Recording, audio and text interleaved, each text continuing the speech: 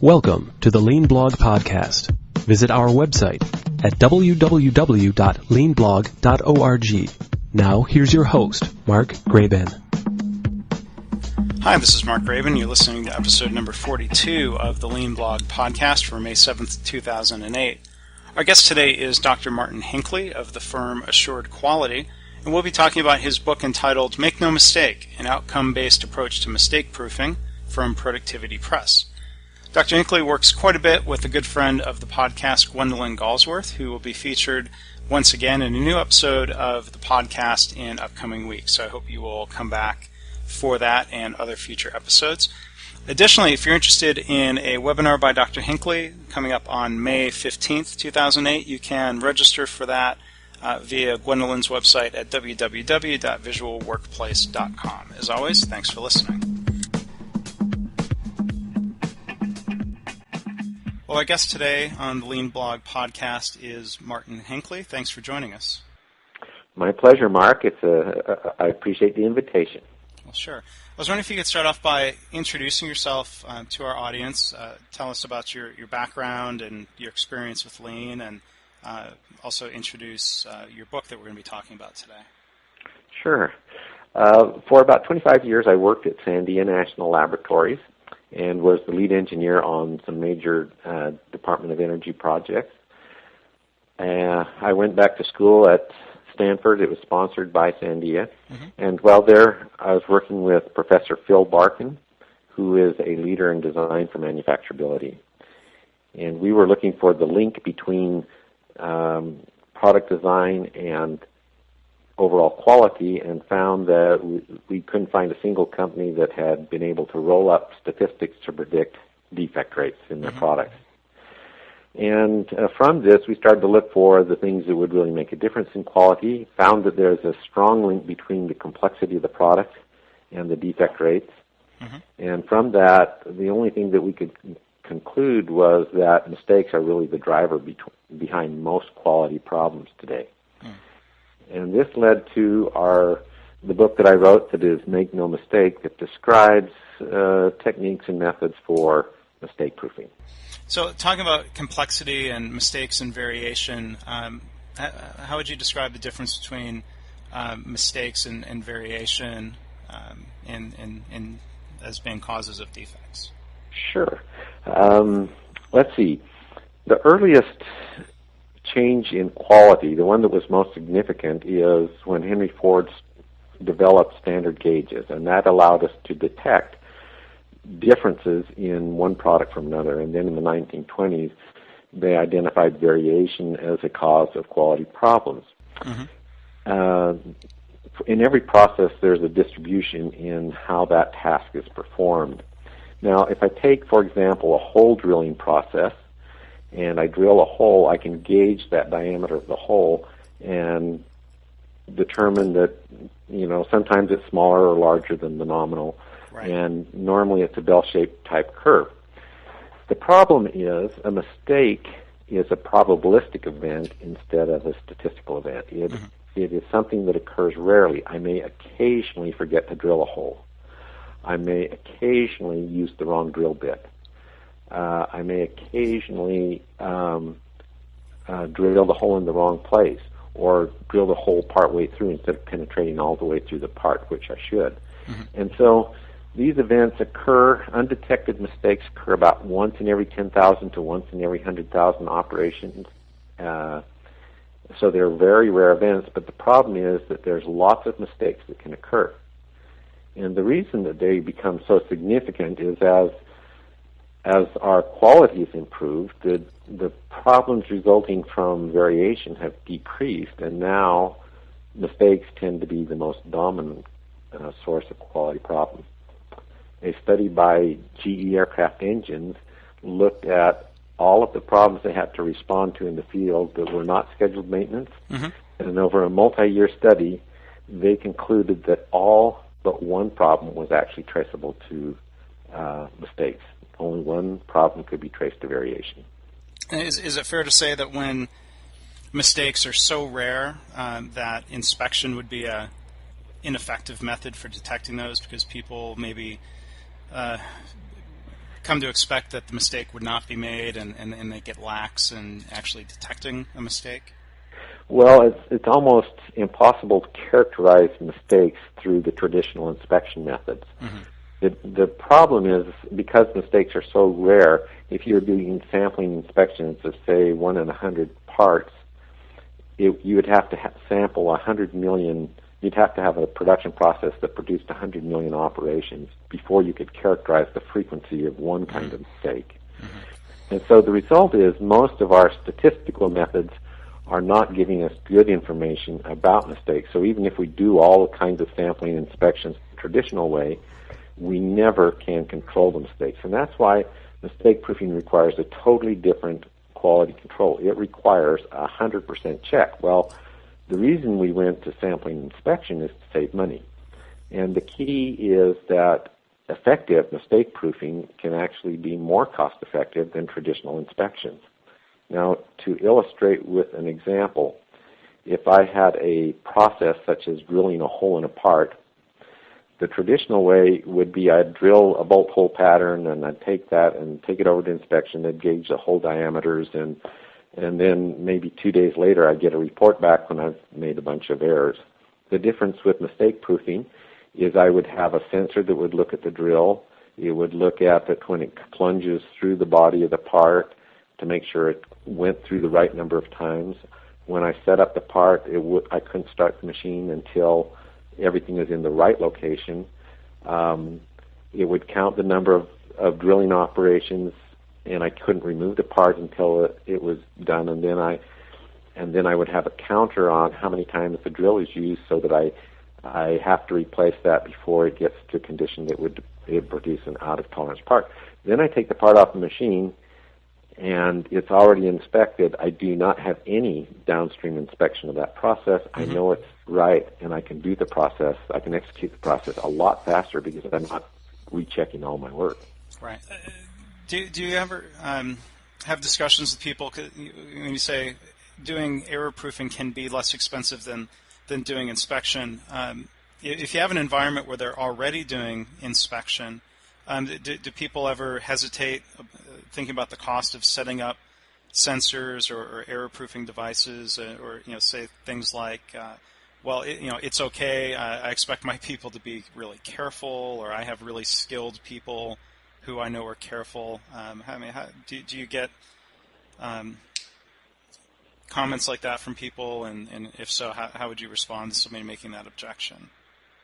Well, let's see. That's an excellent question, and a lot of people have that kind of emotional response. The data doesn't support that view of the world. The problem is that all people, no matter how careful they are, and there are actually studies done by the Department of Energy that show that the error rates between the best and the worst of us are generally about a factor of 2. They're not huge differences. And so we all make mistakes. Mm-hmm. It's almost impossible to control mistakes without that. And we know of companies, for example, that have delivered 1 million products and had a single defect in 1 million products with mistake proofing. What is interesting is properly implemented mistake proofing makes the process easier instead of making it more difficult. And I'll just give you an example in the hospital environment where efforts to mistake-proof it have been done poorly, and it results in almost a disaster. They use the medical carts to deliver medicine now in some hospitals to patients. And the cart has to be attended at all times. They scan the barcode on the patient, and then they scan the barcode on the medicine. And the problem is that the nurse has to move the cart into the room where the patient is at. And when they do that, if they have an emergency in another room, they can't leave the cart with unlocked medication. Mm-hmm. So it creates a kind of an emergency and a disaster at the same time. Yeah. So what is happening, a lot of times the nurses circumvent that by scanning a barcode in a book that is not on the patient, and then get the medicines and take it into the room. Well, there's a case where the implementation has not addressed it in a way that makes the task easier. Good mistake proofing always makes the task easier. Right. So it doesn't create the incentive to create workarounds or have to circumvent Right. the process. And yeah, it's always fascinating to think about the hospital examples. I mean, that's an environment I've been working in and seen firsthand just a great need for error proofing. And my last question was kind of based upon some of the feedback I've gotten from hospitals, where unfortunately it seems like a lot of the focus on quality is on people being careful and asking and reminding people to double check and triple check, and it seems in a lot of cases much more inspection based or based on this notion that people can be superhuman and just not make errors. Well, that's a very interesting observation, and it illustrates one of the most common errors in the concept of quality. A lot of times what we do is when we have a problem, we implement administrative controls. Mm-hmm. And the truth is that those administrative controls always make the task more complex. What we showed is that there's a correlation between the complexity of the task and the number of errors. Now, administrative tools can shift the errors away from the task and more in the administrative area, but no matter what you do, as long as you make the task more complex, your error rate must go up. Mm-hmm.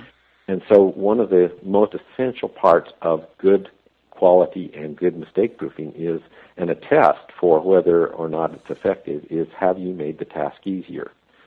And it's surprising how often we try to control behavior with administrative things, and it doesn't work. It just doesn't. I wanted to ask you about the phrase poka-yoke or poka-yoke. Mm-hmm. I'm not an expert on Japanese pronunciation, so maybe you can share what the correct pronunciation is, and then what that really means and what the correct translation is supposed to be. Sure. Poka-yoke is definitely Japanese. It's normally translated as mistake proofing. The verb comes from yokeru. I lived in Japan for a couple of years, but the mistranslation is that in Japanese there are many different levels of language. If I want to speak honorifically, I use one form. If I want to speak to a friend, I use a different form of the verb. And if it's a command like or would you please do it, I would say yokimasu.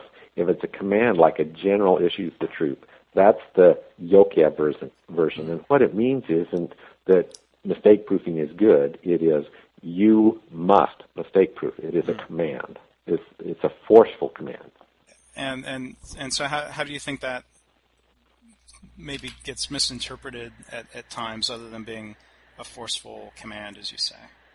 Right. A lot of times we have a casual view of mistake proofing, and those that understand the problem realize that it takes action and it's expected. Mm. And when you say it must be done and it is necessary, can you give some examples of the benefits from poka-yoke and mistake proofing, and how that compares to inspection or other types of quality control? Yes, we worked with Motorola, and after they had been doing Six Sigma for 6 years, collected data from their companies, which they were very gracious to support, and found that after 6 years of working with Six Sigma, that they were getting defect rates in the range of 1,000 parts per million, which is a lot higher than the 3 parts per million that is projected for Six Sigma.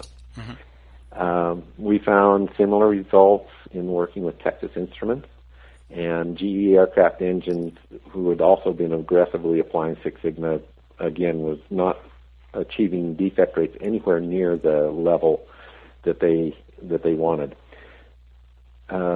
Out of this study, Motorola was persuaded to try mistake proofing on their very next production line, they were able to get defect rates down to 100 parts per million, a tenfold improvement in terms of their quality.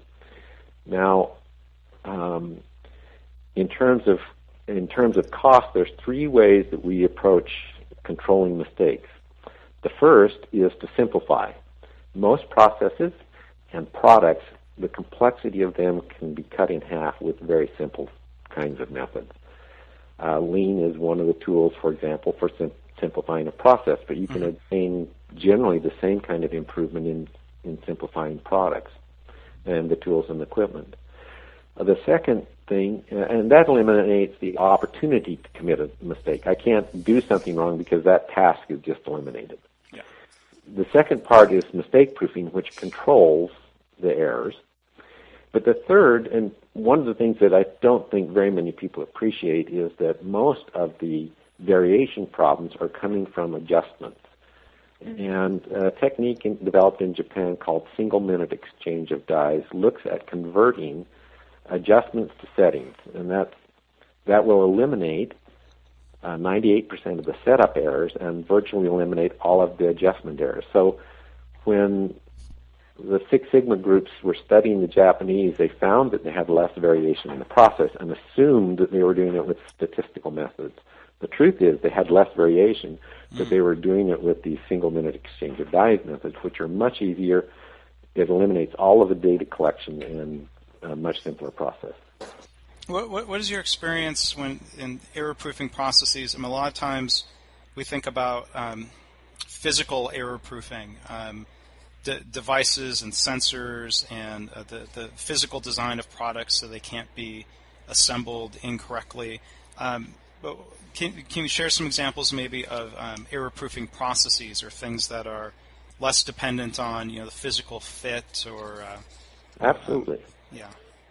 I was in a hospital one time, and I watched a nurse who was changing a catheter. The supplies were on the other side of the building, and she started the process, and 3 times during the insertion of the catheter made an error in the process and went and got a new kit. Now, maybe she wouldn't have done that if I hadn't been standing there, but nevertheless she did. And every time she went to get a new set of material, it took 5 minutes.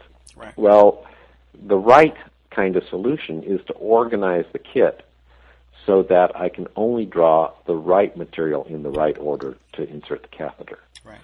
There are ways, for example, a problem with catheters is they're not removed at the proper time. If you leave them in too long, they result in they can result in a nosocomial infection.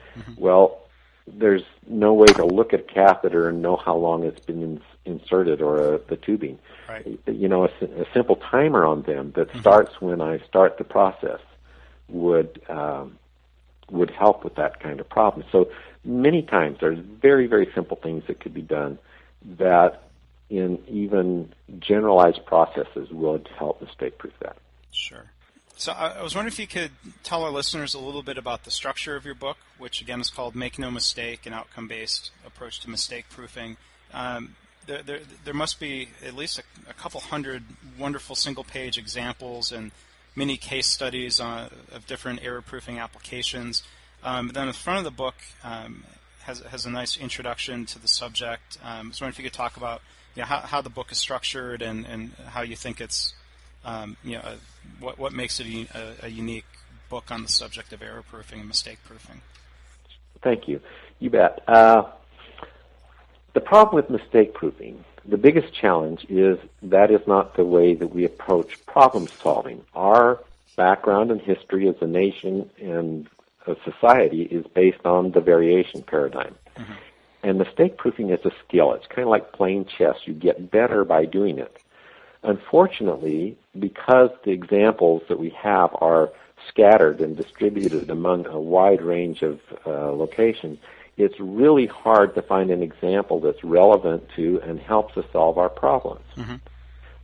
If we want to find a relevant example or principles that may help us solve them, we have to search through large catalogs, and they're not organized to help us find them. So what we have done is developed a classification scheme, a way of organizing examples in ways that help me find relevant solutions in ways that I may not have thought of if I hadn't had that kind of structure. For example, an omitted part is the same kind of problem if I'm in an operation in the hospital as it is in assembling an automobile in an automotive plant. And the techniques that prevent omitted parts are the same in a hospital environment as they are in an automotive plant. Right. But the examples, if I show folks an automotive examples, they have a difficult time oftentimes translating that into their environment. So what we've done is reduced it to a set of principles for each type of problem, and then the examples are formed in a catalog. The introduction is there to guide people into the method. We think, however, that the best approach is for each organization to begin to prepare their own database of examples, things that people can share. So we're developing some software that will help companies create their own proprietary database. It will track every quality problem in the organization, and it will put them in this very simple one-page format before and after, so they can see what's done and how it relates to their work. Oh, it's an interesting idea, and I would imagine even in certain industries where organizations tend to cooperate, such as within healthcare, there might be opportunities even to create industry-wide databases that people could reference and share. And is that software, is that something that's web-based or something that can be used across kind of a distributed organization?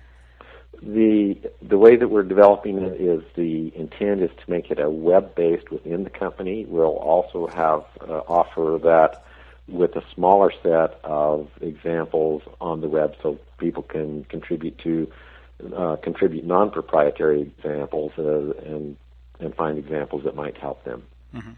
And so is that software being developed by your organization? Yes. Assured Quality. Can you tell listeners a little bit about your firm and the type of consulting work you do and how people might be able to get in touch with you if they're interested in working with you?